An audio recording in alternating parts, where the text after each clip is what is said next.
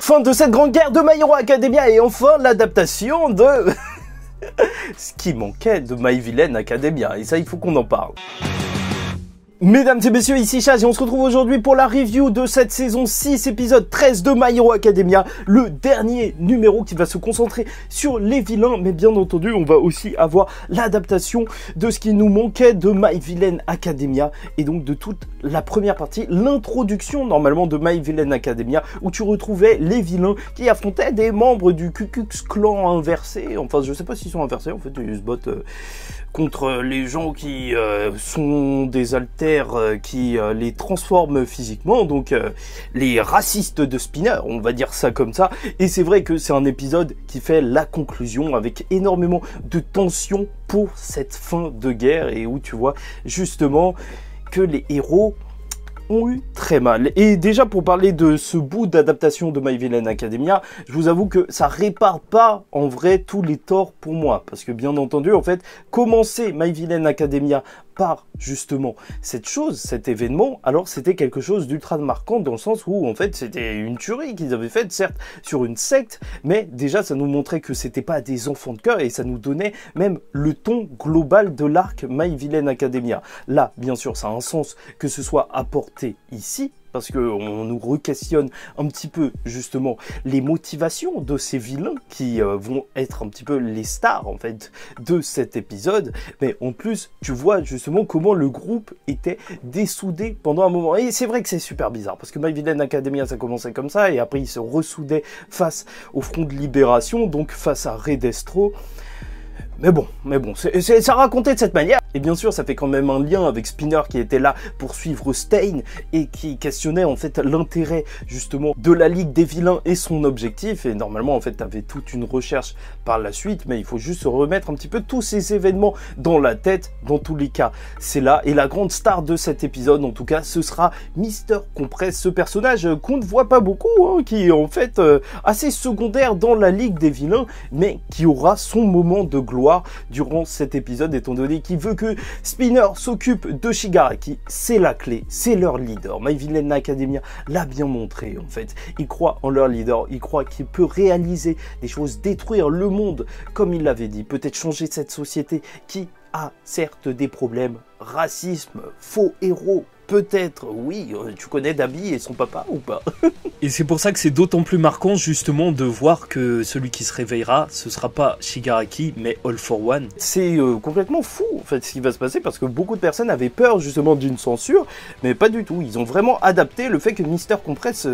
s'arrache les fesses pour sortir de cette situation où ils sont attrapés par Béginiste. Et en fait, c'est vraiment assez fort en fait de voir ça. Ça nous montre vraiment un grand moment de bravoure pour Mister Compress, et c'est vrai que la notion de sacrifice, normalement, en fait, c'est plutôt du côté des héros qu'on la retrouve, que ce soit avec Bakugo, même All Might qui perd tous ses pouvoirs. Le sacrifice, c'est purement héroïque. Et voir ça du côté des vilains,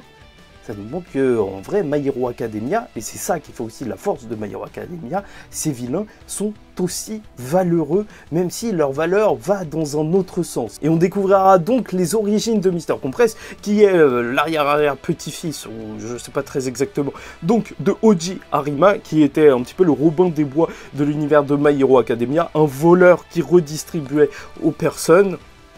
Et là où en fait ça devient très intéressant globalement, c'est d'avoir le tableau complet avec Gentle Criminal qui, je crois que c'était saison 4, qui nous parlait justement des trois héros vilains qui avaient marqué justement le monde super-héroïque, donc All for One, donc son grand-père, Oji Arima, Mister Compress, et bien entendu Destro. Et là, tu te rends compte que les trois sont réunis justement dans cette nouvelle organisation de vilains. Et je vais pas te mentir, ça fait que renforcer justement l'intérêt pour justement l'histoire de My Hero Academia, parce que certes il s'est passé des choses folles durant les précédentes années qu'on n'a pas suivies, mais là en fait tu as un petit peu les descendants de tous les grands vilains, et tu vas voir que vraiment il va être héroïque, sauver justement ses camarades en attendant que Shigaraki se réveille. Et même du côté des vrais héros, ils vont essayer de l'arrêter avec des petites scènes rajoutées. Ida qui vient frapper avec Shoto, Nejire et compagnie, mais après ils vont tous s'envoler. trembler puisque Shigaraki va se réveiller, et pas vraiment Shigaraki, parce que même si Spinner aura tenté de le réveiller, ce sera All for One qui sera là. Et déjà, c'est vrai qu'à chaque fois que All for One Shigaraki là, se réveille à partir de ce moment-là, mais il est tellement puissant que voir tous les autres héros voler, même s'il est complètement KO, tu sens que c'est vraiment compliqué, surtout qu'avec son alter radio, il va appeler les Nomu restants. D'ailleurs, petite scène comme ça, le Nomu qui avait tué un héros, comme ça, bah, c'est ultra sanglant et ça montre aussi à quel point justement c'est pas des enfants de cœur, et ils vont donc s'enfuir avec un Deku qui pressentait tout ça et l'éveil d'un autre alter, donc le sens du danger, ou sixième sens si tu préfères, et ce qui complète la transformation de Deku en Spider-Man, parce que déjà qu'il tirait d'étoiles avec son Black Whip, là maintenant il a aussi le Spider-Sense qui est donc en fait juste sentir le danger, un pouvoir iconique de Spider-Man, et qui est super intéressant en termes de tension en fait. Voir des coups qui sont qu'il va y avoir quelque chose de mal qui va arriver, bah tout de suite ça augmente la tension, alors qu'en plus tu as la course-poursuite justement de Mister Compress qui sauve tout le monde. Là tu sens que ça va mal se passer, c'est vrai que ça marche extrêmement bien en fait. Cet alter, il est juste parfait pour te mettre mal, parce que quand tu vois des coups paniqués, tu sens qu'il va se passer, et tu sais qu'il va se passer quelque chose de terrible. En vrai, je trouve vraiment que cet alter, c'est du génie en termes de narration, la tension est partout, spectateur, personnage. Et c'est pour ça que malgré que Basginist est peut-être celui avec les yeux les plus rouges de cet épisode, ça je pense qu'on ne pourra pas dire le contraire, que les héros ont subi des pertes, et qu'il y a beaucoup de personnes qui ont perdu même des membres, Aizawa et donc Mister Compress et ses fesses, ça on s'en souviendra. Alors le Deku qui est complètement, il n'est pas charcuté, mais purée il est pas en forme, va donc se relever pour essayer justement d'attraper All for One. Et tout ça pour une petite scène d'adieu entre les deux, et surtout une scène qui va réaffirmer en fait la volonté profonde de Deku, parce que malgré le fait que Shigaraki soit impardonnable, et ça c'est clair,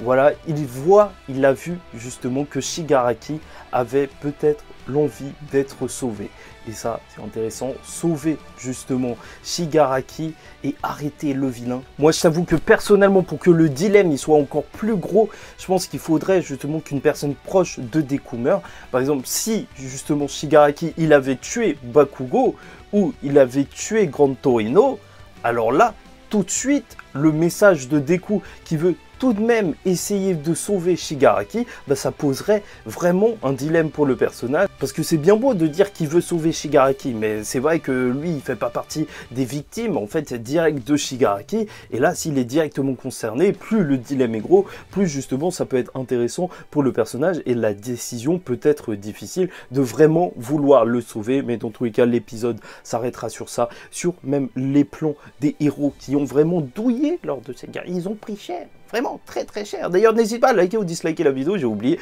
Commenter, donner ton avis en commentaire et t'abonner, parce que chaque semaine, on parle des épisodes de My Hero Academia quand ils sont là. Et je suis navré, cette semaine, j'étais juste KO.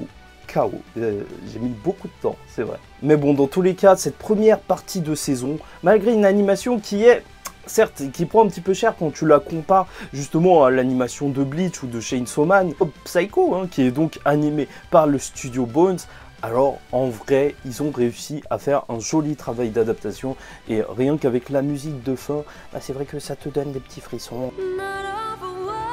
Enfin, tu sens vraiment que c'est la fin de quelque chose là dans My Hero Academia. C'est peut-être la fin des jours paisibles, et j'en attends encore plus pour la suite, parce que c'est vrai, s'ils sont plus en train de travailler le studio d'animation sur Mob Psycho, j'espère qu'il y aura des personnes en renfort pour ce qui va arriver, parce que c'est bien beau de voir une guerre, mais il est maintenant temps de voir les retombées de celle-ci. Révélation de Dabi face au monde entier,